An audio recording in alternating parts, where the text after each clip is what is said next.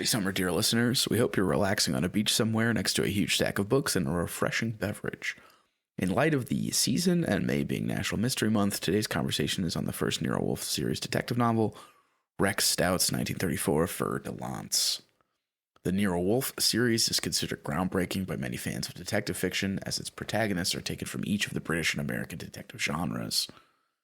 First, the rotund Nero Wolfe, a genius gourmand with a penchant for orchids and who never leaves the house unless necessary, Rex Stout borrowed from the British detective genre, with its emphasis on drawing rooms, eccentric savants, and the preservation of social order. Second, Archie Goodwin, Wolfe's right-hand man with a tendency for punchy one-liners and getting his hands dirty, Stout acquired from the American hard-boiled detective genre, which often featured city environments, characters with checkered pasts, and a terse naturalism.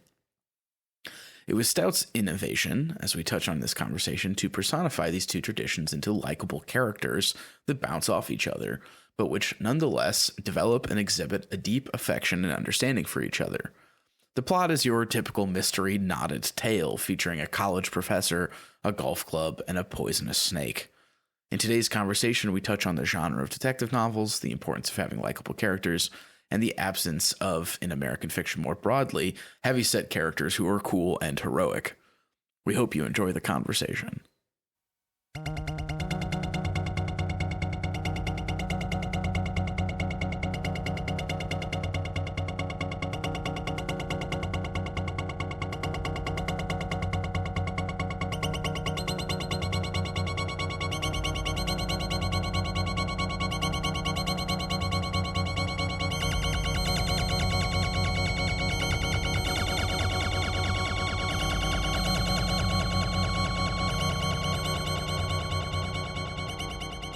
Yeah, in fact, like a fat guy who drinks beer and doesn't leave the house, that's the kind of shit I've been on recently, John. And I don't know if that's good because I'm not a detective and I don't have various women coming to my house and asking, them to help me. Maybe that's because you don't have any orchids, Ben. That's true. I should get some orchids. Yeah, that would be a wonderful turn in your character if you just got really into growing orchids. Yeah, I just had like a bunch of orchids in my room, and I would sit and look at them for 2 hours a day. Yeah, Ben can't be reached right now. He's fondling his orchids. I mean, yeah, like I like how he's always like, I'm gonna cut back, and Archie's like, yeah, right, or something. Like, I'm gonna drink less beer. Also, what was maybe we should save this, but I like how, at least comparing this to Sherlock Holmes, there's always a period where they get depressed. And then like Nero Wolfe has to like eat a lot. Like so he's like a binge eater as opposed to Sherlock, who is a cocaine addict. So are there any detectives who just don't get depressed is the real question. But I especially like that it's just kind of like, yeah, he just does this. It's not like for any particular reason. It's not like, oh, his angst. Oh, he's thinking about his dead wife. It's just like, he just gets down sometimes and you just kind of have to wait until he snaps out of it. Yeah. And like with Sherlock Holmes, it's like, I need my brain to come because he says like basically like he's like too something smart. Yeah, he's too smart that he has to do cocaine to have like a huge a Jimmy Neutron brain blast, and then Nero Wolfe has to like he's in the slumps, I guess, something like that. Yeah, he just gets bummed out. He just has to purse his lip. Yeah, I love the descriptions of just his face, just like his cheeks like puffed up, and he thought that was the same as smiling. Yeah, so that means he's like that or something. Yeah, I think so. Or like, I gotta say that Archie does get a lot of fun out of comparing him to like a hippopotamus and like a giant elephant and like walking around. Also, I like that he's too fat to get up when people walk in. I like the touch that he exclusively wears big fat guy shirts in canary yellow. And he goes through 2 of them every day. John, that's basically where I'm at now. I'm just like if Rex Stout didn't do anything, or I mean Nero Wolfe didn't do anything cool. Like he's just a big fat guy. Well, then you're half of the way there, Ben. You just have to stop leaving your house and start doing cool stuff. Yeah, I gotta do cool. I gotta solve mysteries from the comfort of my home. So. I mean, maybe if you put your mind to it, you'll find out that you have an unexpected talent for it. You've just never had the chance to really embrace. That's true. I haven't solved a mystery before, or helped a widow. So. Welcome back to the Infinite Library. Ben, make sure you really up that in post so that they can hear it. Hey, dear listener, thank you so much for coming back and joining us this week. We have a special treat in store for you today for the first episode of season 2. That's right, Ben. We're talking about my first book by Honor Levy. No, no, John. Somebody sent me that, and I was just spamming the GIF from Freddy Got Finger where he puts the gun in his mouth because that's honestly like how I was feeling, like reading, like, oh, I'm the Joker, I'm Lady Joker, oh, I'm based Wojak Lady Joker, like that's literally what it sounds like.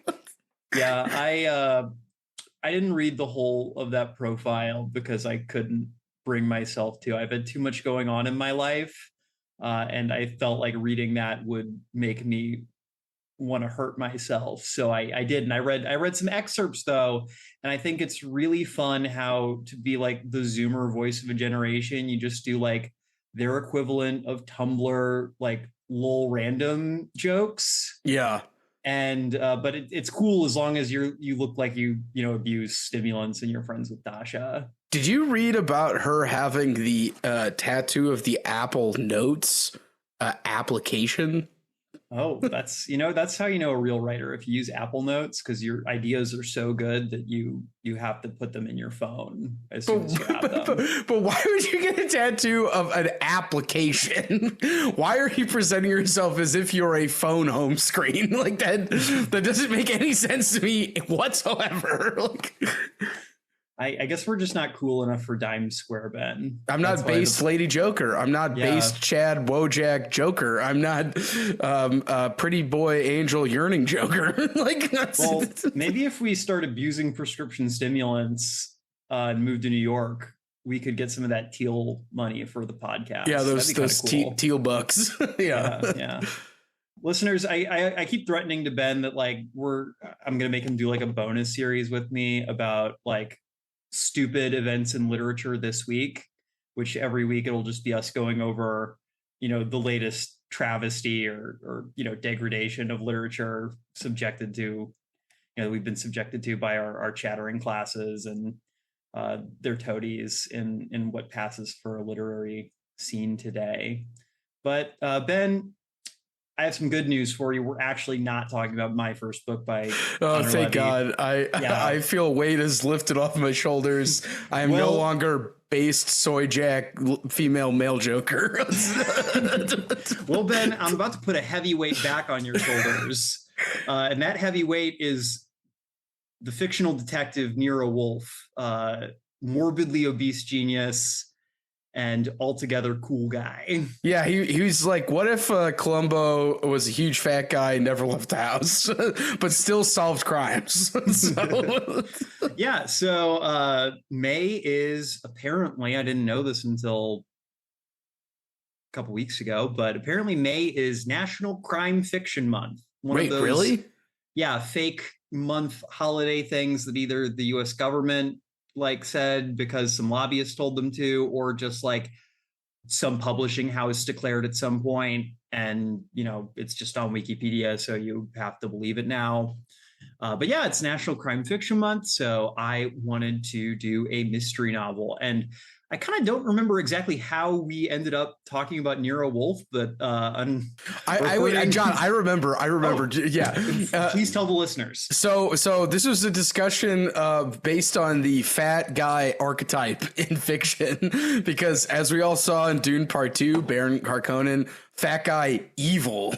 What about fat guy good and cool? And the only one I could come up with was Falstaff, who we all know from Henry IV Part 2, probably one of the fattest and oldest cool guys to ever exist. He makes fun of everyone, and he has all the best lines. Anyway, this also led us to some looking up other fat archetypes, and we discovered Nero Wolfe, who, when we were reading about him, the first story, I believe, was he was trying to sample every type of beer. So he was asking his butler to send like 20 different beer types to his house. And John and I were both like, that's the book we're going to read. So I want to see the fat, cool detective guy so that we don't just have fat, evil guy or just Falstaff. So we need more archetypes. Yeah, sometimes it's really strange for as fat a country as America is, we just don't see that reflected in our media. You know, we should have more fat heroes and fat villains, frankly. Yeah, and there should be Baron Harkonnen, but a cool guy who's nice. Yeah. Well, again, we have that. His name is Nero Wolfe. Oh, that's true. Yeah, we found him. We have him. He doesn't leave the house except if it's a major deal, and all of his clients come to him, and he somehow solves everything from the comfort of his home. Yeah. So Nero Wolfe is a series of mystery novels written by Rex Stout. They take place in the 1930s. They're also written in the 1930s. A pretty long-running series, I think somewhere around like 30 volumes written between 1934 and 1985. Wow, what a run. Yeah, so pretty prolific series here. I also thought it would be kind of interesting just to look at like a piece of serial fiction. I don't really think we've done anything so far that's part of a series. Obviously, like Middlemarch would have been published in installments, but serial fiction, I mean, it's the way that a lot of people, consume especially popular fiction. Yeah. People still go crazy for mystery novels, and just thought it would be kind of an interesting way to maybe get into that a little bit. We can talk about that more as we go here. But yeah, so we started with the first novel in the Nero Wolfe series, Fer-de-lance, published in 1934. And Ben, what'd you think of the book? Well, I was telling you before we got on here that I enjoyed all of the weird details, but for some reason I was like sort of perplexed about the story, like the mystery the whole time. like I was just sort of like following everything, and I'm like, oh, these characters are interesting. I'm enjoying, because one character we haven't mentioned is Nero's right-hand man, Archie Goodwin, and Archie is kind of like more of a Raymond Chandler-esque, almost hard-boiled, not exactly, like narrator protagonist, and then Nero is like the kind of prissy drawing room, maybe like old detective style protagonist where he's fussy. It's a lot of drawing room scenes where he explains everything, but Archie's the guy who's actually going out and interacting with people and doing kind of like Raymond Chandler-esque stuff. And that dichotomy is really fascinating. But as for the mystery itself, I don't know. I found myself sort of confused about the whole thing, I guess, which maybe is, I think, speaks more to me than the book itself, I would say. But yeah, I was enjoying how much, like, there's a lot of descriptions of food in this book and other such things that I found pretty interesting.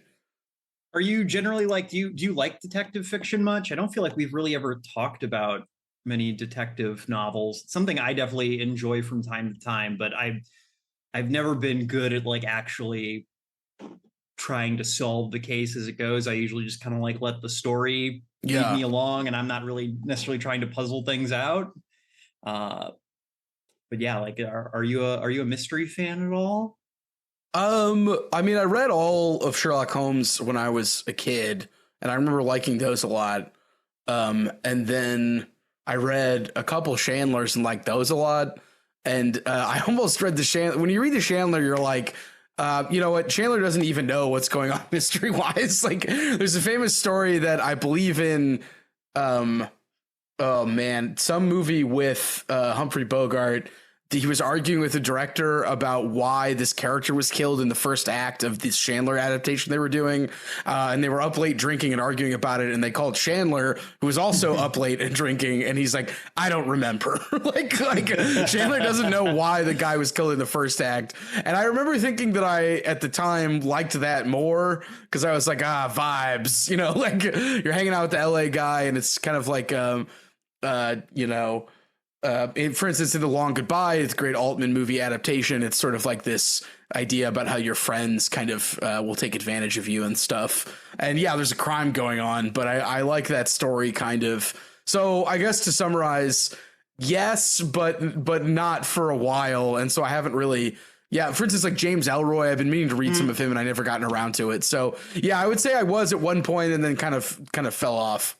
Yeah, I'd say like I typically enjoy kind of fiction that has like a mystery element to it, like Name of the Rose, kind of to go back to our very first episode. Like that's technically a mystery novel, but you're really not meant to be able to solve the mystery. At least, you know, in my opinion, maybe there were some super smart people out there who picked up on what was going on there before it was revealed. But I kind of like mysteries more as like a kind of a framework to like do something a little more than just kind of give you like a puzzle to try to solve. Yeah, and one interesting thing about Name of the Rose, and we can talk about it, is like they solve the mystery, but it doesn't end the story. Like they're too late, the monastery gets burned down, and there's sort of like this disconnect between actually solving the mystery and solving the narrative. And here the two match up pretty nicely. But in, you know, for instance, like Long Goodbye, Chandler, they don't also. So I think there's an interesting route, I think, for mystery novels in which the events of the case are also neatly ending the narrative versus the narrative not maybe going beyond or before or making weird turns in regards to like the case. Yeah. So why don't we actually dig in a little bit to Fer-de-lance? So we start with Nero Wolfe experiencing something, Ben, I know you and I have both experienced before, and that's that feel when you can't find any good beer anywhere. My face went no good beer. yeah. Now for Nero Wolfe, it's a far larger problem because he's living in 1934, and so prohibition is still a thing, as well as the Great Depression. Right. So he is trying to find an acceptable brand of 3.2% alcohol beer, which is the highest that could percentage of alcohol that could legally be sold in America in the 30s. Okay, you know what? I'm glad you pointed it out because he drinks a lot of beer in this story, and I was thinking like he must have a high tolerance, but since it's 3%, I mean that's like you could sip that all day. So it doesn't say he drinks like six. Like not gallons, but like 6 quarts or something at some point at the beginning. Oh yeah, and he's just sampling all of them because he has his butler going out to get all the varieties that he can find. I do just want to kind of read a passage here from the beginning, just kind of to lay out sort of the tone that the book takes. I think this kind of I think this does do a good job kind of laying out what kind of book you're reading. I kind of felt like I knew what I was getting into with this because it's like, oh, it's about the big fat guy detective who never leaves his house and his like two-fisted companion. Yeah. But this passage really kind of hammered it home. It turned out that the idea was, as Wolfe explained to me after he had invited me to draw my chair to the desk and begin opening the bottles, that he decided to give up on the bootleg beer, which for years he had bought in barrels and kept in a cooler in the basement. If he could find a brand of legal 3.2 that was potable. He'd also decided, he said, that 6 quarts a day was necessary, and he took too much time, and thereafter he would limit himself to 5. I grinned at that, for I didn't believe it. And I grinned again when I thought of how the place would be cluttered up with empty bottles unless Fritz ran his legs off all day long. Do you really think 1 quart is going to make that much of a difference? He's like 6 quarts too long, 5 quarts. That's the ticket. I think the way I definitely read that was like not just the time. You also kind of get the impression at the beginning of the story that part of the issue is that it's the Great Depression, and Nero Wolfe, unlike Sherlock Holmes, is not independently wealthy. Right. Yeah. So they're running out of money. Relatively, I think that Archie's narration says that he and Fritz, who is Nero's cook, a very important character, Swiss man, which I just kind of liked as a touch. I don't feel like we get enough kind of just weird white people in books anymore, like Swiss people. But they basically like they're not getting paid anymore. They're basically working on spec until Nero can get some money coming in again. Yeah, and one of those like heavy guys that shows up also keeps asking him for money, and he doesn't have any to give him. Because like Nero kind of employs various kind of two-fisted-esque guys, and I think we're led to believe Archie's maybe the quickest witted, because the guy that's asking for money in the beginning is kind of like just like a big dumb guy from the impression I'm getting. Galoot, so, a mook. A mook, yeah. But yeah, I feel like this book really does do a great job just kind of hitting the ground running basically right after that scene with the beer. The kind of our damsel in distress, I guess you would say, arrives just kind of pretty unprompted. Maria Maffei, or it's Italian, I don't know how to pronounce that actually, but Italian woman, her brother's gone missing and she's desperate for help. Nero Wolfe, it's kind of interesting. This book clearly, like, he has had like a large number of adventures already. Yeah. Him and Archie are both pretty experienced. This isn't like an origin story, even though it's the first book. We just kind of hit the ground running, and he's like a known quantity. If you have like a case you need solved, Nero Wolfe will almost certainly be able to do it, but you're going to have to pay him. Yeah, he's he's an eccentric genius. Of which, like, one of the things is, he never comes down from his bedroom until like 11 or something. And then like there's a bit where like Archie's like, hey, he's downstairs, and he goes, Archie, if I get out of bed now, nobody will know that I'm an eccentric because I'll break the rules at any time. So like I should look up the actual quote, because he basically is like, I have to stay in bed to maintain my eccentricity. Like, and then like people will believe that he's like worth paying for. So that's an interesting touch. I forgot about that passage, but something I maybe we can get into this a little more later, but did you get the impression, like, how like genuine do you think his like eccentricity is? Because he says multiple times like he's a born actor, and he has these incredibly specific routines. Like there is basically like two-hour blocks every day where he just takes care of his many orchids. He loves his orchids. Yeah. And several times throughout the book, Archie's like, well, I couldn't do anything because it was between the hours of 4 and 6 o'clock. So Nero was busy with his plant, so I went to the movies. Yeah. It's the 30s. Okay, so here's the quote, and I think this jives with what you're saying. Confound it, you badger me. Wolf's head turned on the pillow, and he got a hand around to waggle a finger. Yes, you badger me, but it is a valuable quality at times, and I won't cavil at it. Instead, I'll answer your question. I shall not see Mr. Anderson for 3 reasons. First, being still in bed, I am undressed and in an ugly temper. Second, you can do our business with him just as well. Third, I understand the technique of eccentricity. It would be futile for a man to labor at establishing reputation for oddity if he were ready at the slightest provocation to revert to normal action. Go at once. So I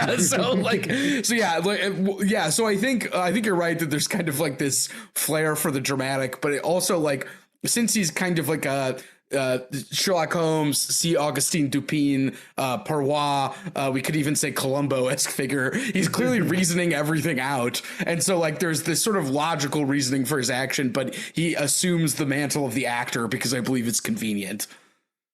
Yeah, I can see that. It's really, again, I don't want to just keep saying it's really interesting, but again, I feel like compared to a lot of fiction kind of in this mold that I've read in the past, there's, again, very little concern for like Nero Wolfe like how he came to be the way he is. Like, Yeah, I don't know yeah. for sure, like if they get into like his background more in other stories.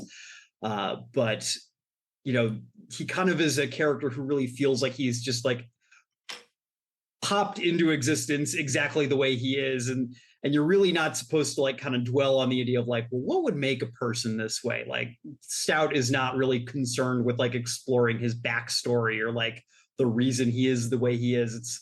It's really kind of about the just conceit of big fat guy who never leaves the house and kind of scrappy, slightly less intelligent guy who does leave the house.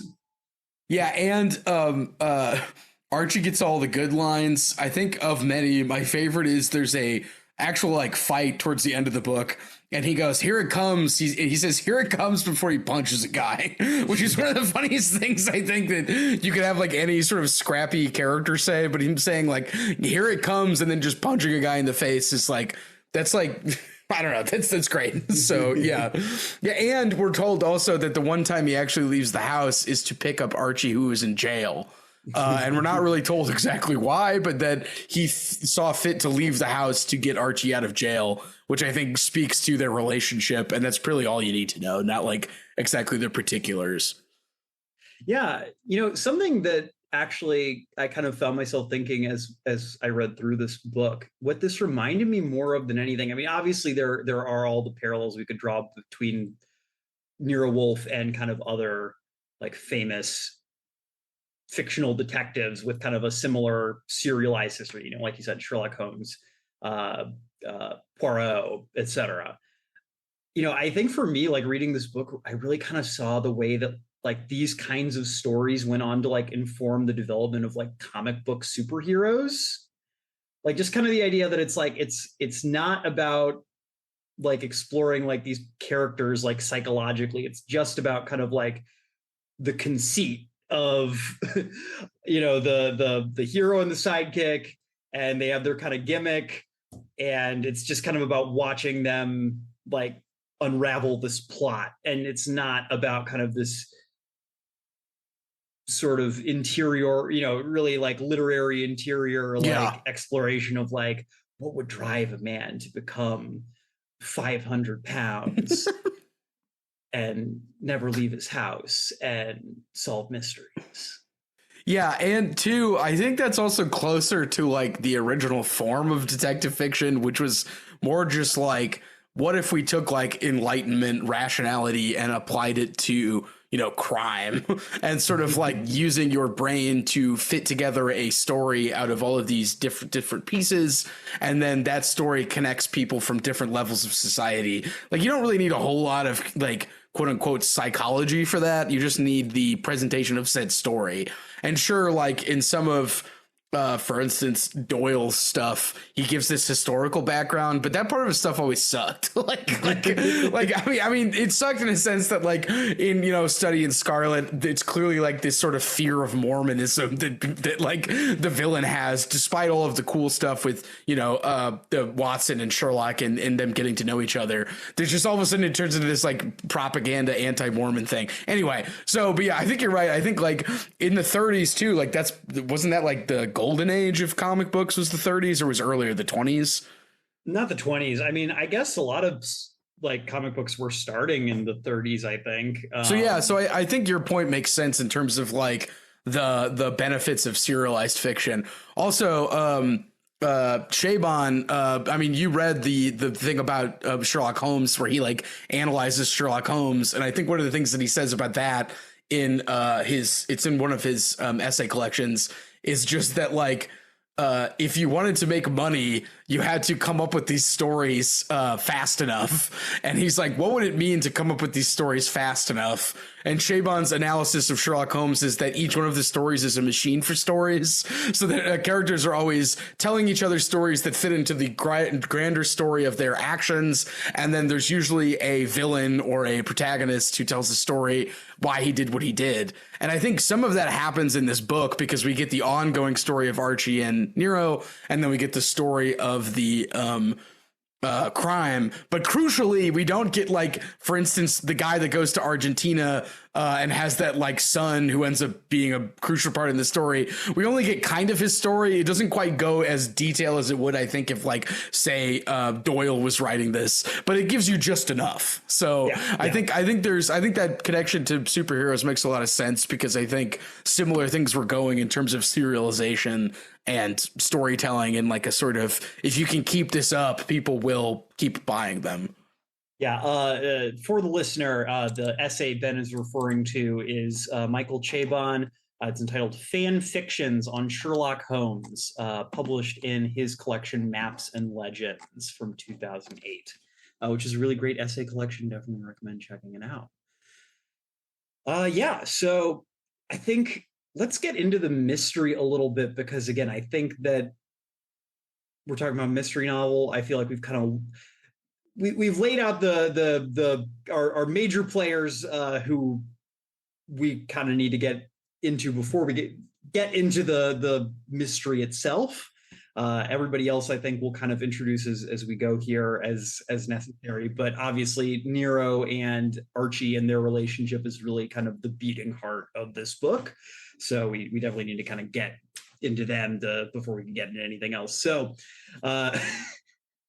the mystery here starts off with, again, Maria Maffei and her missing brother. It quickly takes a turn towards the comedic. So we start off with kind of a pretty classic, like noirish scene of, again, this kind of distressed woman looking for her lost brother, who, seems to have fallen in with a bad crowd and mysteriously gone missing, and the police won't help, and da-da-da-da-da. And then within a couple chapters later, we're dealing with the thing that becomes kind of the broader mystery, which is how did a university professor get murdered on a golf course? And it turns out he was murdered by his golf club, which was rigged to have a needle dipped in snake venom pop out when he hit the ball with it. Yes. So that, John, that's about when I started going, because because I feel like Nero makes that connection in advance of every single other character because he's a genius, but it's not like we're not exactly explained how he made that connection. It involves like seeing a newsprint clip, and then at one point when he's interviewing the sister, he interviews her for like 6 hours or something, and then at the very end he goes, was there a golf club lying around? And then like she has this like shocked expression, and then she just like goes catatonic, and Archie's like, what? So like Archie like doesn't understand, but somehow like Nero has sort of deduced this, and again, like maybe I was in not in the most attentive reading headspace to miss some of the layout, but I found that part to be a little confusing personally. So yeah, I can't disagree with you. I think that I am guessing this is something that improves as the series goes on, but it definitely feels a little bit like Stout uses the idea that, Nero Wolfe is genius, like a Sherlock Holmes level genius at crime solving, to just kind of wave away like how he actually determines it. It's like, well, he's just making connections that nobody else possibly could. Right. Yeah. And that's fine, I guess. Like, it gets the plot moving, and really like I said, getting to the point where we know that the golf club is what killed the university professor is when the actual like solving the mystery starts. Right. Yeah. So I can't be too mad about it, because there's still plenty of like actual like deduction and detective work that happens from here. Yes. Yeah. But this definitely feels like the point in the book where it feels like Stout is just kind of, he wanted to get to this point. He couldn't quite figure out how to do it. So he just kind of is like, he's a genius. And two, it also like the fact that we're in Archie's shoes, and Archie is not a genius, and Nero does not feel like he needs to explain things to Archie a lot of the time. Right. If it's getting too arcane, again, that feels like a little bit of crutch. I understand, like, again, can't really like be in Nero Wolfe's head, because then that would just get really same reason again. We have in Sherlock Holmes, there's a Watson. Like you can't be in the genius detective's head because then the person writing it, who's presumably not a genius detective, or they probably wouldn't be writing mystery fiction, would have to explain like the exact way that like things break down, and that wouldn't work. It's why that BBC Sherlock show is so bad. Because and along those lines too, that show, while in the beginning tended to sort of, here's like the explanation for how this happened, at some point just drops that and just has Sherlock sort of godlike proclaim things that then the show doesn't bother to explain how he made that deduction. So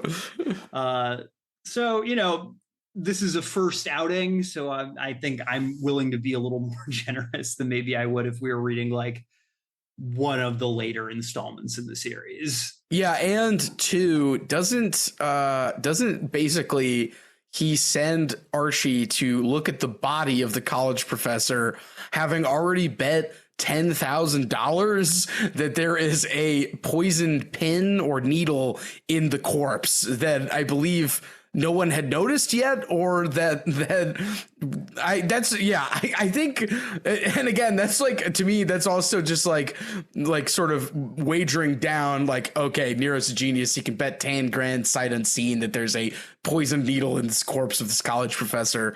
But if it turns out he's right, I don't know. I think there was kind of a little bit of a like, wow, he is a genius. And then of course, as you said later, they actually do the detective work to kind of like uncover everything, but he does make a seemingly illogical leap. So you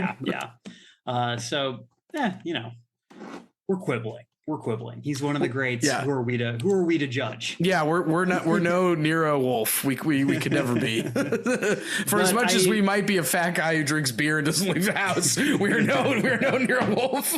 So but again, like I just found myself really tickled by the kind of conceit of the mystery here. The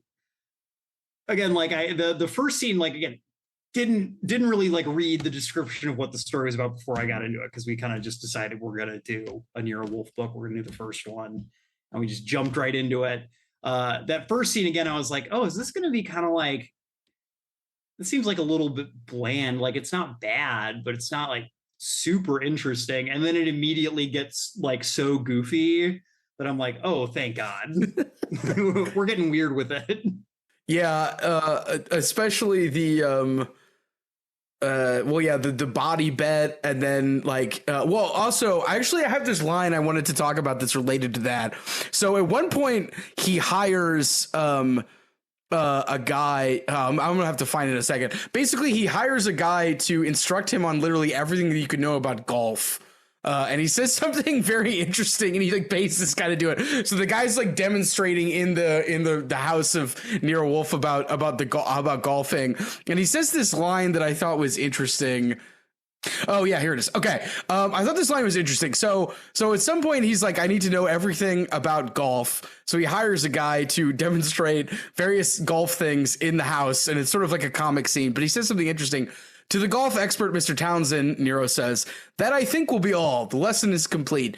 You know, Mr. Townsend, it is our good fortune that the exigencies of birth and training furnish all of us with opportunities for snobbery. My ignorance of this special nomenclature provided yours. Your innocence of the elementary mental processes provides mine. And I think that's a really interesting line, because I think if we're talking about this guy as a sort of lineage of detectives, he is sort of a snobbish one. He's a gourmand. He only likes the good things. But I think there's an interesting sort of explanation for that in the detective story, in which it's a condition for getting information, which seems to be very like important to the mystery, and to like again, if we're a guy who potentially, I have access to all the facts, then I can logically deduce who did it. And I think it's interesting that it's presented in the context of snobbery, because like that to me seems a special instance, because like, you know, Columbo's not a snob, he's like a normal guy. Sherlock Holmes is a weirdo. I wouldn't say he's a snob, but yeah, like Nero is actually like, I only like these plants, I only like this food, I only want this beer. And I think that's an interesting character detail if we're putting him in like a pantheon of detectives. Yeah, I guess maybe the closest and again, like Poirot's not like a snob, but he's like a little bit more of like a fancy guy, a fancy lad. Yeah. But yeah, Ben, I agree. I think that Wolfe is just like, he's a character that I just kind of immediately fell in love with. He has this really interesting way of talking. Yeah. I find, like, again, the ambiguity of his eccentricity is really intriguing. I think that his relationship with Archie is really fascinating. The way that Archie's kind of like the one person that he both like, they have this kind of odd couple thing going on where Archie's still like the one person who he like shows kind of a little bit more of himself to, while still, if anything, being even more aggressively eccentric around him. In a way that I found very, very intriguing. But I just really like the dichotomy here that Stout does, where again, Nero Wolfe is very much like this one kind of detective. He's this Sherlock Holmes, like Poirot type detective, again, kind of like exaggerated to some degree, like even more eccentric, with kind of, again, like the fact that he's like, they got 500 pounds and never leaves his house. But then you have Archie, who, you know, is like you said kind of at the beginning, he's this more Chandlerish character. He's not like, there's not a whole lot of like action or violence in this book, but like there's definitely an intimation that, you know, Archie is, you know, he can shoot a guy if he needs to. Yeah, and he punches a guy, and they sort of conduct a false robbery in order to do something at the end that I'm forgetting plot wise. So like it's sort of like a pretend robbery to I can't remember. Basically, there is like a little bit of action towards the very end, but a lot of it is more just about like tracing clues down and sort of like interviewing people. Yeah, but I just really like the way that it's really kind of bringing these two strains of detective fiction like into conversation with each other in like a really interesting way. Like those two streams, I guess you would say, kind of the more English style Sherlock Holmes, Agatha Christie variety, like really, I can't think of like another instance where they're like crossing over so like directly and it feels like so deliberately. Like it's not like Raymond Chandler ever wrote a story where it's like, oh, one of my guys is going to meet Sherlock Holmes, even though it probably would have been really cool. Although I get the sense Chandler wouldn't want to do that because he's just like, not. Well, I also think it's interesting in the British English strand. Usually there's somebody who has like a big house, because that's sort of like the social sphere as it should be, you know, nobility, genteelness, kind of bourgeoisie a little bit if we want to go there. And Nero has the house, but inside the house is the Raymond Chandler character, who is crucially, and I kind of am stealing this from Frederick Jameson's book about Chandler. In all of Chandler's books, you either have a office or a house. And they're separate. you don't mix them. If you mix them, Jameson says usually the character is like a prostitute, and or somebody that Chandler doesn't like. And then if you have a office and no house, well, you're a cop. So there's sort of like an interesting like the fact that it takes place within the sort of sphere of English fiction, the social genteel house, Nero's house.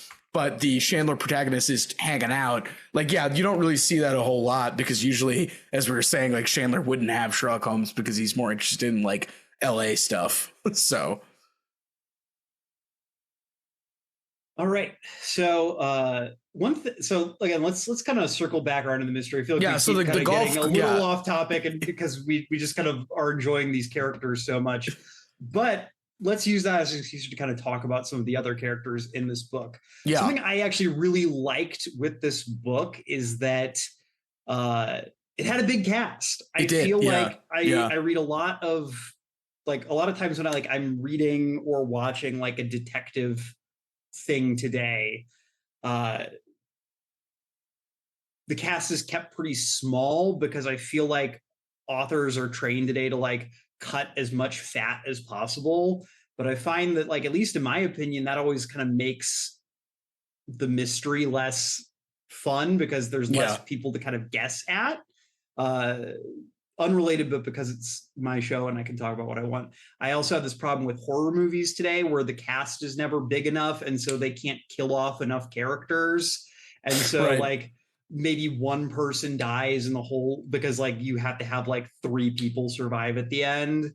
And it's like, we need to go back to the 80s where it's like, here are all these teens at the beginning of Friday the 13th. There's like 12 teens and they're all different stereotypes. And guess what? You're going to watch like 9 of them eat it by the end. It's a bloodbath. Yeah. So but yeah, bring back big casts. I really like the way that this book kind of sets up a lot of different potential angles that the murder could take. So we kind of start off with the university professor's family. He has his daughter, who kind of is the second damsel in distress, who comes to Nero and is like, hey, can you help me solve my dad's murder? And we have his wife, who is a really kind of interesting character. She has kind of an ill-defined, like some kind of like nervous disorder.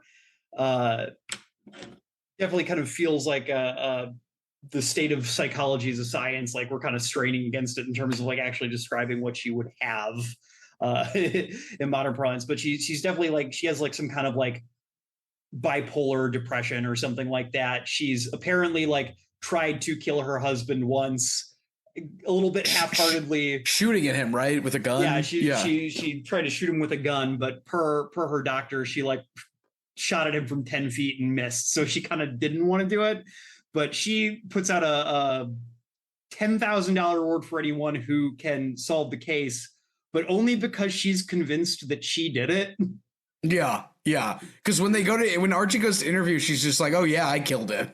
So he's like, "What?" Yeah. So yeah, that's how they meet Barstow, who is one of not Barstow. They're the university professor and his family are the Barstows.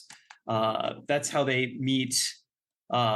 Dr. Bradford. Dr. Bradford, yeah. Yeah, the family's physician, a friend of Barstow's who was there golfing with him the day he died. And he kind of, I felt like there was maybe an implication for a little bit. Like, I thought he was kind of an interesting red herring where it was like, did he like manipulate the wife into killing the professor? And then, he gets cleared eventually. And then we get to, I guess we might as well just kind of get to who actually did it, because he's on the list of characters here. Let's talk about Manuel Kimball. Yeah, Manuel. Yeah. If that name seems weird to you, listener, it's because it is. And that's because this book, in addition to everything else, it's a little racist. Yeah, when the Italian woman in the beginning, there's some sort of strange things about Italians. They say she was Italian from head to toe, but not the shawl kinds. Yeah. And then like he ends up in a boarding house and he's like, all these Italians are running around. It's this boarding house. Like, and I was just like, what? Anyway, but yeah. And then, Manuel is the child that the doctor sired in Argentina. No, not the doctor. Not the doctor. Nothing's a little mixed up. So Manuel is a friend of the Barstow's son, who's a pretty minor character. Which is why I didn't mention him. He's a friend of his. He's like an amateur aviator. His father is a prominent businessman of quite advanced years, E.D. Kimball, who, we find out kind of once Nero Wolfe actually gets a chance to meet with him, that he was like kind of an adventurer in his youth. Like, I kept thinking of like Scrooge McDuck, but like he apparently like lived in Argentina. Scrooge McDuck in Argentina, yeah. And was like a traveling rope salesman and somehow like turned that into like a stock empire in America. Yeah. But crucially, he had a child when he was down there with an Argentinian woman, and then you know how those Latin types are. He found her in bed with his best friend, and he was drunk, and he shot and killed them both. Fled the country, and then came back and like recovered his son Manuel, who'd been like living with like a foster family for some time. Yeah, and he's incredibly blasé about it in a way that's like somewhat frightening for this book, because it's sort of just like kind of silly, and then he's just like, yeah, I killed these people in Argentina and then I just kind of came back, which I guess is sort of like the kind of, you know, like I can flee whatever crimes I've committed in the third world mentality of the time. But yeah, like that was like kind of one of the more like you know, like I guess I would say darker parts of the book. Is like him sort of revealing that happened, and the ending, which we'll talk about later. But well, Ben, I have some good news for you, and that's that Argentinian President Javier Milei has actually made it legal to do that in Argentina now. Wow, I didn't know that. Yeah, so if you wanna kill your wife and her lover, get on down there. The ANCAP wizard says it's okay. The ANCAP wizard has issued a decree. Yeah, so all money is imaginary now. But yeah, I thought at first I genuinely thought Manuel was a red herring, because about midway through the book, after Archie meets him, he goes to Nero and he's like, I didn't like the look of him. He looked like a Spaniard. But what was he doing with the name Kimball? That's a good white name. And Nero Wolfe literally says, well, you haven't met his father. And Archie's like, well, thank God like for Nero Latin just types. being a practical person and saying, well, you haven't met his father. Yeah, Archie's not quite as skilled at deduction as Nero is. Except he's right. Right. He is the murderer, and it's basically implied that it's like because of his like fiery Latin temperament. Yeah. And that he provides the poison for the dart. And the Italian brother is the guy who made the golf club killing instrument. Right? I think, yeah. Yes, yeah. That is correct, Ben. But crucially, what kind of the real twist is in the mystery is that, the university professor wasn't actually the target. Right. The target was actually Manuel's father, E.B. Kimball, who just happened to be golfing with Barstow that day. Okay. And Barstow like lost one of his clubs, so so Kimball was like, here, use mine. Well, yeah, because he puts this together by interviewing three golf boys at once, and the three caddies. Yeah, the three daddies, the three caddies. They basically in interviewing all of them at once, and they're also crucially eating a ton of food, I should add. It's as if he's like recording the golf like conversation, like he has a recording of it, but it's just the three guys talking about what happened, and then they can deduce that he was missing a club, so he takes the wrong one. I mean, quite a reveal, John. Yeah. I mean, I liked it. I really liked the fact that like the mystery, like I don't know. I feel like we've read some heavy stuff in the last couple weeks. Obviously, Blind Spirit was a bit of a palate cleanser. But I don't know. This was kind of in a similar way. This is like a nice, like just goofy book to just kind of get me feeling good about myself. I liked that. I don't know. Like sometimes I feel like a lot of modern detective fiction, like I'm thinking about kind of all the stuff that I've seen like get popular over the last couple of years. It's all stuff that's like coming out of like Sweden, and it's all just so grim and bleak, and like there's a place for that. I think that like Tom Harris's like Hannibal books are very dark, but also like very fun and well written for pulpy stuff, etc. Like I'm not saying you can't do like dark or gritty detective fiction, but I also just kind of liked how fun this ended up being.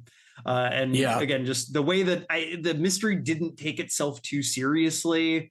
It's kind of supposed to be absurd. Like I liked that.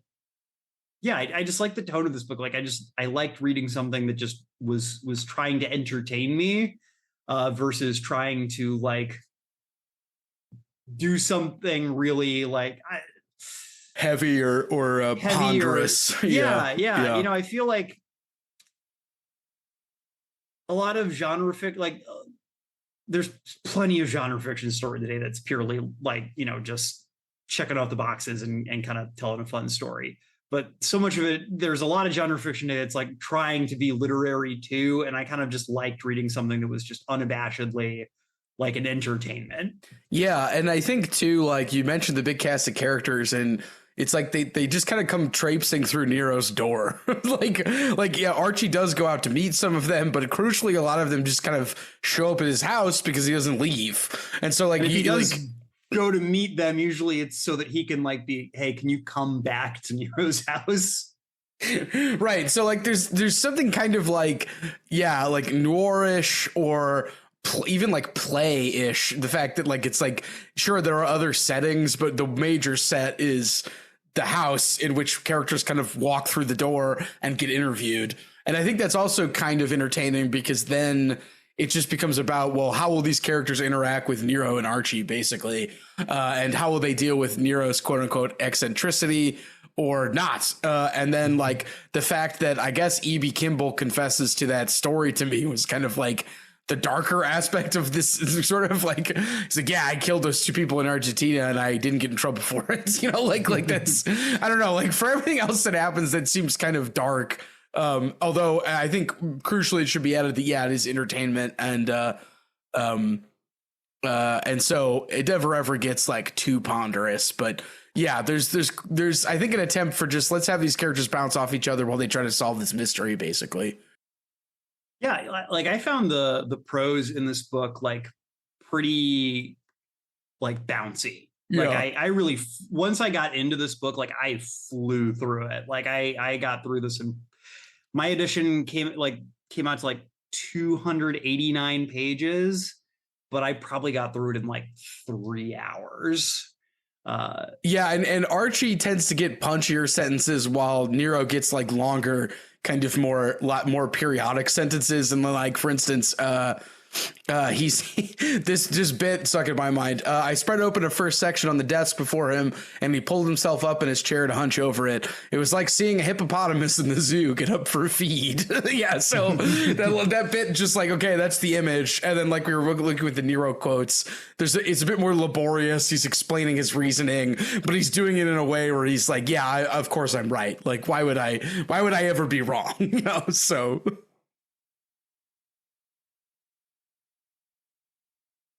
There's also, we were talking about this earlier, John, there's kind of like the character gets into slumps, which happens with Sherlock Holmes, and he starts supposedly using cocaine. In this one, though, Nero just ends up eating a lot.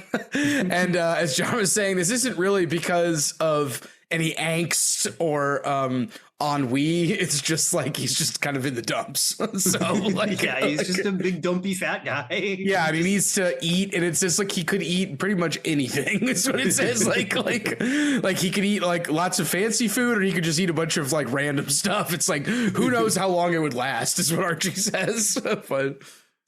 But I also like that it's intimated that the one time Archie has ever quit Nero's service is during one of these kind of doldrum spells.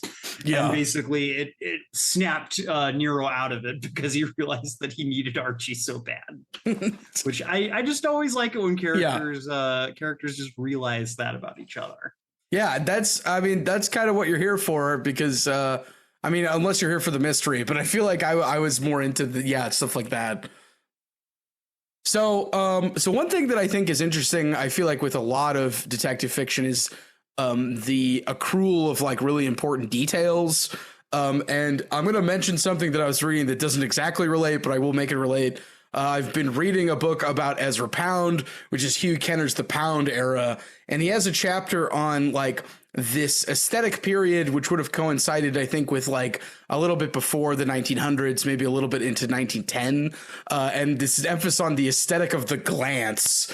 And the way Hugh Kenner puts it is, without getting too into the weeds, is that a lot of it comes from Walter Pater. Walter Pater was a big guy in terms of sort of like aestheticism, Oscar Wilde type stuff. And in it, Hugh Kenner, sort of in the Pound era, Kenner mentions attention to moments, in Pater's words, for those moments' sake, had preoccupied two English generations, a central tradition of the 19th century decadence, a hyper-aesthesia prizing and feeding on aesthetic instants, fragments of psychic continuum, answer to poetry time had reduced to fragments and endorsed the kind of attention fragments exact if we were to make anything of them at all. And one crucial part in the story involves looking at a cutout of a magazine, which is what Nero uses to trace the sister's brother to the basically the death of the college professor, because I believe it's an advertisement for basically a job that was not actually saying this, but it's the job to construct the golf club. And in sort of seizing on what is essentially his sister telling Nero that he looked at a newspaper once, he's able to make this connection. And I think that's an interesting element in detective stories, because I think, unlike Decadence, you know, we aren't just sort of savoring the leaves on the trees. We are looking at the leaves on the trees because they connect two different things. And I think you can see that in this story, which is attempting to put two detective traditions in conversation. And both of them involve glances, because even in Chandler, it involves glances, but usually they're like, you know, suggesting some sort of relationship which is not exactly related to the crime, whereas in the English strand it is related to the crime. And so I think that thing is a nice holdover between the two, and while it's not the focus of the story because it's mostly on entertainment, there's still an importance on very stray details, which then the detective author is sort of putting into the story of the crime. And I thought that was I don't know, an interesting background, I guess. Yeah, absolutely.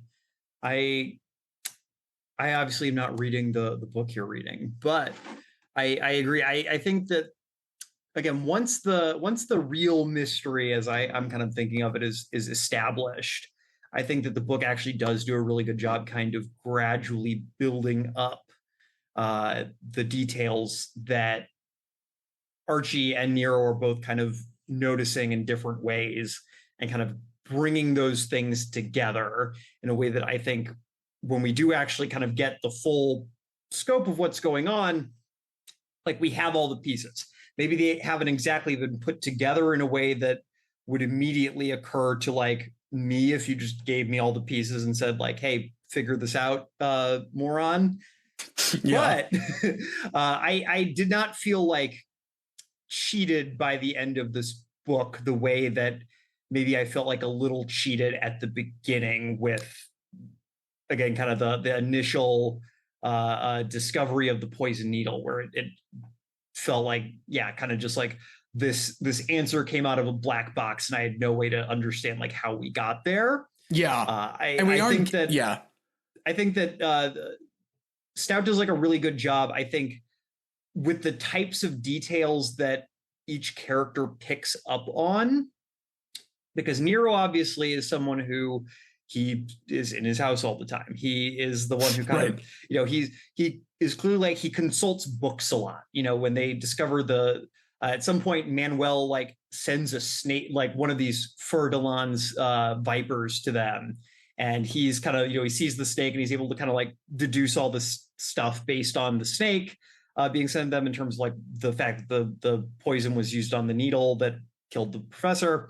But he's like been looking through books. He knows about the snake. He gives us all the details. You know, like you said, Ben, he's able to deduce this stuff from this newspaper.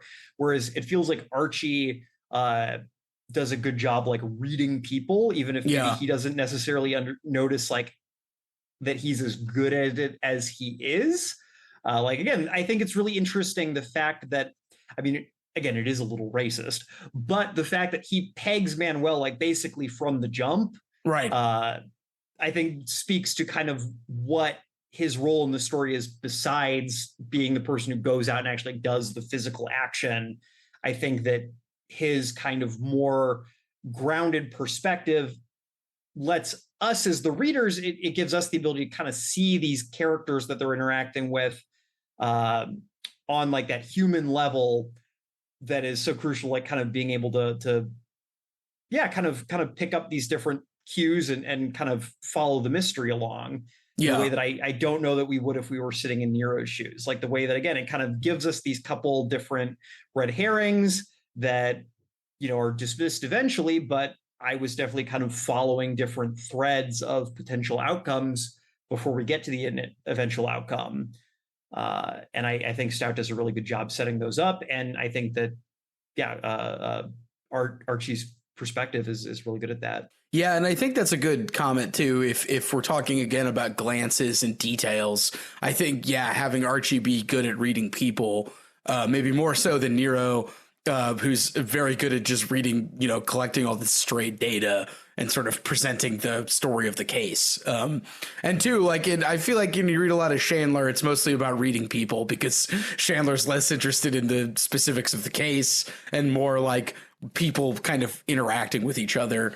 And plus, since it's LA, you got to drive around a lot and there's not a whole lot that just happens at your house. So yeah, I think that's a cool way of looking at both of them as opposed to thought and action. It's more like reading people versus reading details. And I don't know, I find the glance stuff interesting because, like, you know, Poe was right around that period and he's credited with, you know, coming up with, the first detective fiction, C. Auguste Dupin, who in Study in Scarlet, Sherlock Holmes says was an amateur and not as good as he is. So, where he's like, I'm much better than that guy. And you know, Nero doesn't talk about any other detectives, but he's just trying to finance his unhealthy orchid addiction.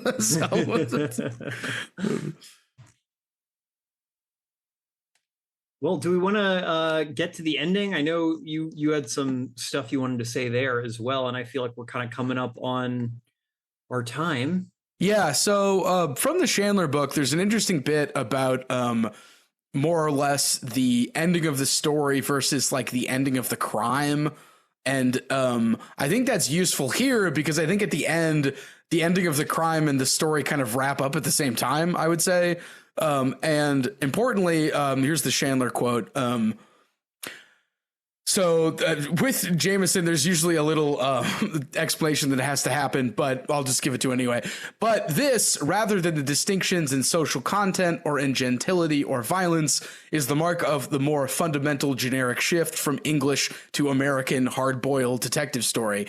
Namely, that where the classic tradition, continued in the former, maintained a structured discontinuity and differentiation between open narrative, the detective's quest, and the closed recit, which is the closing, I'm probably mispronouncing the French, of the crime, so the closing of the crime to be reconstructed. The newer American form, as it began to emerge in the pulps, redoubled the closure of the crime with that of the surface quest itself, which it also staged after the fact as a completed adventure.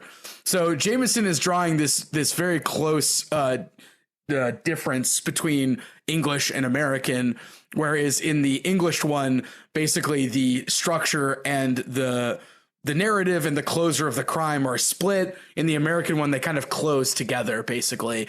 And importantly, when he means a completed adventure, usually an American crime story is delivered in voiceover, which Jameson says means that everything has already happened. So you get this kind of inevitable closure as everything comes together. Whereas in the English one, and we might think of Sherlock Holmes, where Sherlock Holmes is like, you know, hey, look, I've completed the crime, but now this character is going to tell you about why Mormons are bad for 50 pages. And that's like the rest of the story. So which of these I think applies to Fer-de-lance? I mean, I feel like the people die in a plane crash and they kind of close the crime at the same time, but then Nero and Wolfe are Nero and Archie are there at the end. So I think there's maybe like a little bit of both. What do you think, John? Yeah, I did find the ending of this a little weird. Yeah, wasn't it like it was sort of like an orgy of violence? Like, Like I kept like again, my edition, I don't know what edition you have, Ben, but my edition is a little weird. It's two books in one piece. So it's Fer-de-lance, and then it's the next story in the series, The League of Frightened Men. Oh, cool. In one edition. And so I knew Fer-de-lance was like coming to an end. I didn't like reach that point and was like, oh my gosh, I still have so many pages left. It was like I knew this was coming to an end. And like I think basically like we realized that Manuel is planning to kill his father like in his plane. Like I mentioned earlier, Manuel is like an amateur pilot. I almost said plainsman. A plainsman. See, a plainsman sounds like a man of like the plains, like the Midwest, you know, like not like, but also maybe he flies over the Midwest in his plane. The Pampas of Argentina. Argentina. Yeah, the Pampas man. Anyway, yeah. So, but I knew like I had like 10 pages or so left, and I was like, what's going on? Like, there doesn't seem like there's a whole lot of time here. And like, I don't like, I was like, is Archie going to like get in a plane and like go like chase Manuel like in the air? That seems like even though this book is like taking kind of a goofy turn, that feels like a little like, yeah, kind of like super heroic. That feels like a little bit too pulpy for how this book has been thus far. Yeah. And then that doesn't happen, and instead, yeah, like you said, Ben, I guess the implication is basically that having failed to kill him with the convoluted golf club plan, and knowing that apparently the best detective in all of New York City knows that he is like accidentally murdered a guy and like attempted to murder his own father. Manuel is, in the interest of getting revenge for his murdered mother, has just decided that he's gonna, do a murder-suicide via plane crash, and then he just does it. Yeah. And there's no like real implication that like it could have been stopped, or that like Archie, could have just hopped in a plane and stopped it. And it's like you said, it's a very like nasty, like bleak ending for this book. Yeah, the plane like everybody watches the plane nosedive out of the sky like onto the landing strip, I think, right? Like, yeah. Oh, and then there's the last chapter, which is kind of, I think, in a bit of an inversion of, like you were saying, kind of the classic, like the detective sits everybody down in a locked room and reveals what happens. Like, Archie basically tells Wolfe, like, you are responsible for like killing that guy. Yeah, because he doesn't want to leave his house. It's like because you wouldn't like go to the cops, or you wouldn't like actually, you were like trying to like play like a cat and mouse game with this guy. You let him die, and Wolfe is like, well, if you really think about it, if you use logic and reason, actually he died like when he killed those people, and actually just like by happenstance he just happened to live longer. And it's like, come on, man. Yeah, the ending bit. Yes, sir. It occurred to me that if Manuel Kimball had been arrested and brought to trial, you'd have had to put on your hat and gloves, leave the house, walk to an automobile, ride clear to White Plains, and sit around a courtroom waiting for your turn to testify. Whereas now, natural processes being what they are, and you having such a good feeling for phenomena, you can just sit and hold your responsibilities on your lap. Indeed, Wolfe murmured. Also, I love that at one point, I forgot, Wolfe says that, my boy, you do not have a feel for the phenomena. He cannot hear the music. And then at a certain other point in the narration, Archie's like, Wolfe told me that I didn't know anything about phenomena. I was going to show him I knew everything about phenomena. Yeah, so like, well, okay, so yeah, reading the story out of the concrete particular facts, but then how are we supposed to feel at the end? So the guy died because he didn't want to leave his house. Like, I kind of read the ending and I was like, I don't know how to feel about this exactly. Like, I mean, okay, so the story, the crime ends in violence and it's not narrated after the fact. So in one way, it's kind of like the English one because there's a disconnect between the story and the case. And so it's not like the American one because it didn't happen after the fact and they don't close perfectly. But at the same time, they close with that like act of violence, and then it's like the reveal is that he didn't want to leave his house. So, I mean, I feel like some of it's a little hard to say without kind of knowing where the series goes from here. No, that's true. But, yeah. Like, I feel like some of it's about establishing like the fact that Nero Wolfe, like he's not a heroic character per se. I know we were joking kind of at the beginning that like, it's so cool to have a big fat guy who's the good guy. Yeah, who's a cool dude. Yeah, which he is a cool dude, but he's not necessarily like a heroic character in the way maybe like Sherlock Holmes is, where he is this eccentric, he is this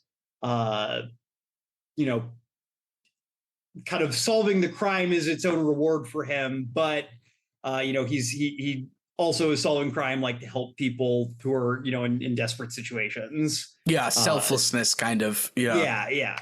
Whereas Wolfe, it seems like he's a much more mercenary character, and he's not actually particularly concerned with whether or not justice is done because he doesn't leave his house. He doesn't really care about like the state of society at large, except insofar as like he's able to get his orchids and beer. And so he's not going to be selfless. He's going to do what it takes to get paid. I think what I kind of came away with is like Wolfe is a genius. He's a genius at solving crimes, but he is not a character who's concerned with justice in the way that a typical detective protagonist is. This just happens to be a very lucrative way for him to make a living while also like not having to leave his house.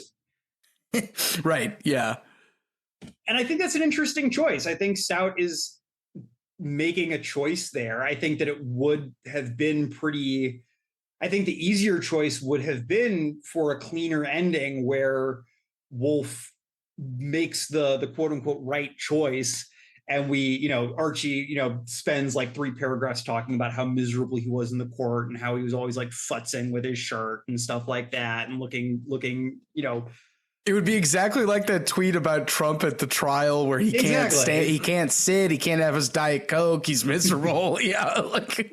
But I think that, I'm still, again, I do think I'm going to keep reading some of these stories as I have time to. Apparently this is the longest one. So I think I saw that. Some of them are kind of shorter. So I definitely think this is a series I want to come back to, but I do want to know, I'm still I think the jury's a little bit out on kind of what Stout's trying to do here outside of just telling an entertaining story. And mixing the two. So ambiguous. And I think mixing the two strands is also something he's trying to do, the American and the British one. Yeah, because again, it's this tonal whiplash where I'm not saying things haven't taken kind of darker turns through the story. Like we said, the story about E.B. Kimball like gunning down his best friend and wife in cold blood is pretty intense. And it's definitely like, it's not treated as a joke in the narrative, despite kind of the weird framing of this guy, like, moving down to Argentina and like becoming a rope salesman. But like the very bouncy tone through most of the book, all of a sudden just like, like a plane crash just comes like crashing down. And it's like, what is going on here? And I'm very curious to see like where these stories must go from here, because I think this makes Wolfe a more interesting character. I'm really curious to see whether or not Stout gives into the temptation to kind of flesh out his backstory or something, or develop him more as like I wonder if Nero Wolfe like undergoes character development at any point, or is he just kind of this for all like 30 stories? Just a housebound eccentric. Yeah. Yeah. I mean, if we're going back to the, is it Chabon or Chabon? I have been mispronouncing his name, I think, ever since. I've always said Chabon, but Chabon. I think it's Chabon. I think it's Chabon. He doesn't seem like pretentious enough to want like a Frenchy like pronunciation. Chabon. Chabon. Well, if we go back to Chabon, I think it's crucial that you don't have too much character development because you got to keep writing the stories. So one of the things Chabon talks about is like moving the overall story of the two characters forward a little bit while not changing it too much. At the same time, you're giving the other stories that come with each detective story enough room. Because I may have already said this, Chabon describes detective stories as machines for stories, which I think is pretty cool. Because like you don't want to change the relationship, which is one story, but you do want to have interesting stories that occur for the reader and for the protagonists. So yeah, I wondered too. I didn't read this. I kind of want to read it now, but that link I put in was an overview of I think every single story, which was quite long. Well, there's like I said, there's like 30 of them. So yeah, it's the Rex Stout, A Crime Reader's Guide to the Classics, and it's quite more detailed than I was expecting. So something to look at, I guess, to see if he has any.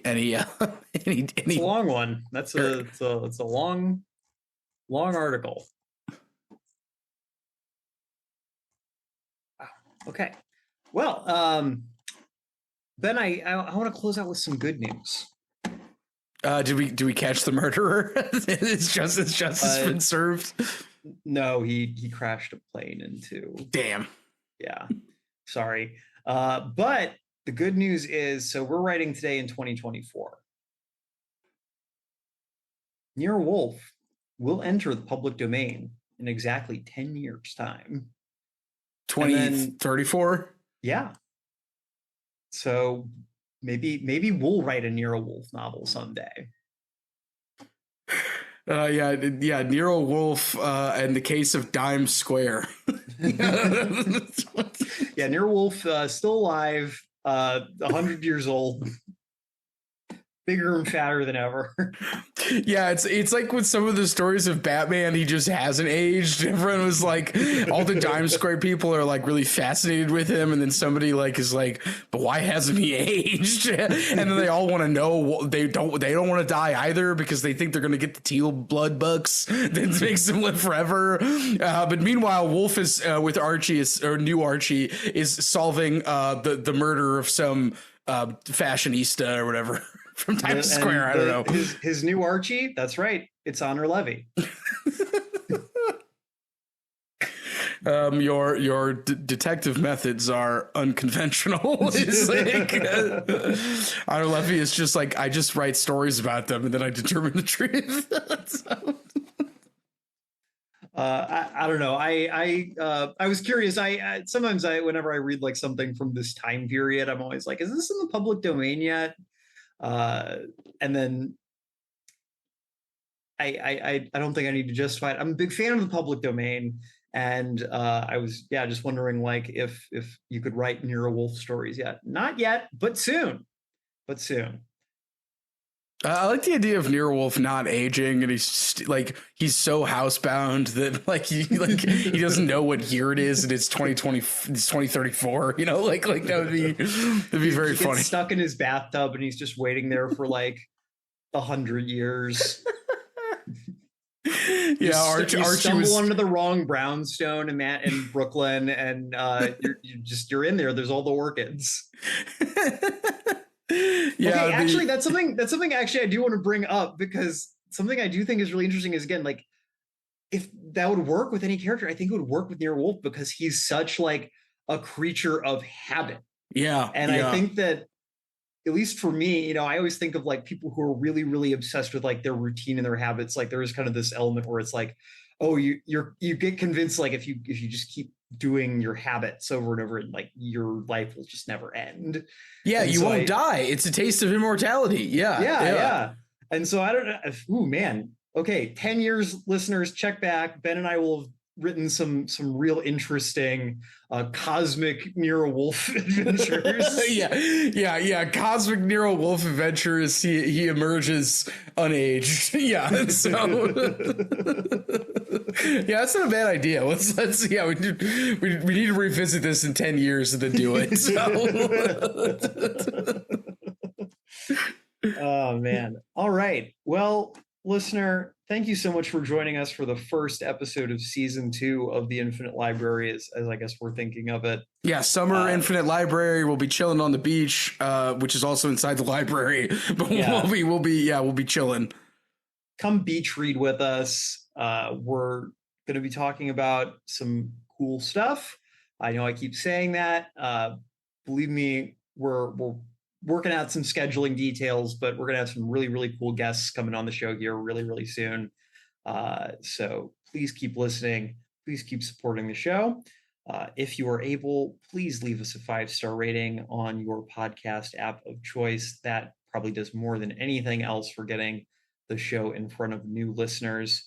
If you have any ideas for the show, books you'd like us to talk about, other topics you might like us to talk about in some kind of bonus episode, please feel free to drop us a line at infinitelibrarypod@gmail.com or connect with us via X at iLibPod. Yeah. You can also leave a comment on the YouTube page if you're a follower. We are on YouTube as well. Yes. Yeah. Ben, do you have anything else for the nice folks out there in podcast land? Yeah, I mean, why not this summer, check out some orchids, have a couple beers in the comfort of your home. Yeah, I hope you enjoy the summer. Solve a mystery. Yeah, solve a mystery. All right. Well, everybody, thanks for listening. And as always, Semper Books. Semper Books.